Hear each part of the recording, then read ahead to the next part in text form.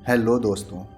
आज मैं जो कहानी आप लोग को सुनाने वाला हूँ वो बक्सर ज़िला के एक गांव में घटित हुआ था। बक्सर ज़िले के एक गांव में एक परिवार रहता था जिसमें रौनक नाम का लड़का अपने माँ बाप एवं भाई बहन के साथ रहता था। रौनक जब 20 साल का हो गया तो उसको देखने के लिए लड़की वाले आने लगे।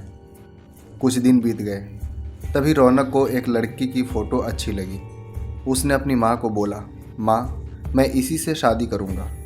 और बोलता भी क्यों नहीं, हर लड़के की ख्वाहिश होती है कि उसकी औरत सुंदर और संस्कारी हो ताकि किसी के सामने ले जाने से उसका मान भी बढ़े।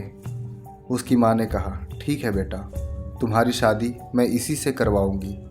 और लड़की के पिता को हाँ कह दिया। कुछ दिन बाद उसकी शादी का दिन आ गया।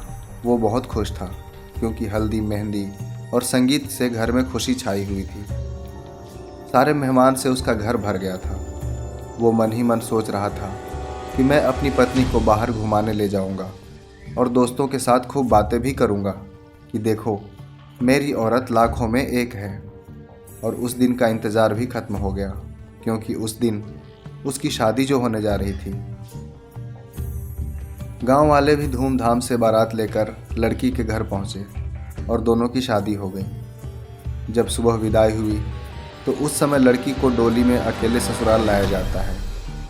चार कहार डोली को उठाते उठाते थक गए थे। वो बेचारे सोचे कि कहीं पेड़ दिखे तो उसके नीचे डोली रखकर थोड़ी देर आराम कर लूं।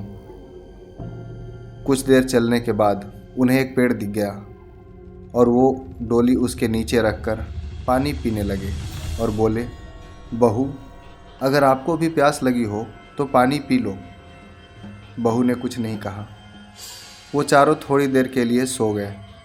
तभी उस पेड़ की चुड़ैल नीचे उतरी और दुल्हन को मारकर उसके अंदर आ गई। डोली में बैठ गई क्योंकि दोपहर का समय था।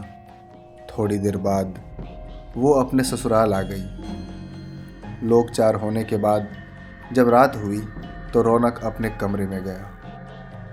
वो जब अपने बिस्तर पर बैठकर दुल्हन से बातें कर रहा था तभी उसे ज़ोर की प्यास लगी। उसने कहा, मैं पानी पी कर आता हूँ। दुल्हन ने कहा, नहीं, आप बैठो, मैं पानी दे रही हूँ। इतना कहकर उसने अपना हाथ लंबा करके कुएं से पानी निकालकर उसे दे दिया।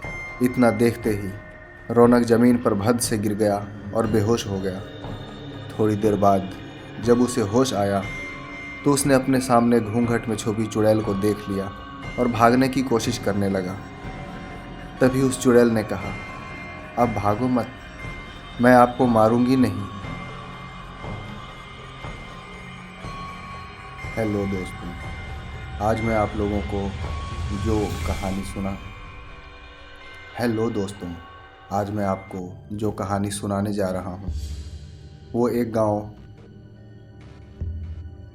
हेलो दोस्तों आज मैं जो कहानी आप लोग को सुनाने वाला हूँ वो बक्सर ज़िला के वो सब अपना चूल्हा दक्षिण दिशा में कर लो तो उनके घर में हमेशा बरकत बनी रहेगी, अन्यथा सर्वनाश हो जाएगा। इतना कहकर वो गायब हो गई। शास्त्रों के हिसाब से माना जाता है कि दक्षिण दिशा में अक्सर भूत प्रेत निवास करते हैं, लेकिन ऐसा करने से आज भी उस गांव में कभी भूखमरी या फिर कोई बीमारी जल्दी नहीं आती। वहाँ पर सब हंसी खुशी रहते हैं। तो दोस्तों, ये थी आज की कहानी और ऐसे ही रोचक कहानियाँ सुनने के लिए हमारे YouTube चैनल को सब्सक्राइब करें।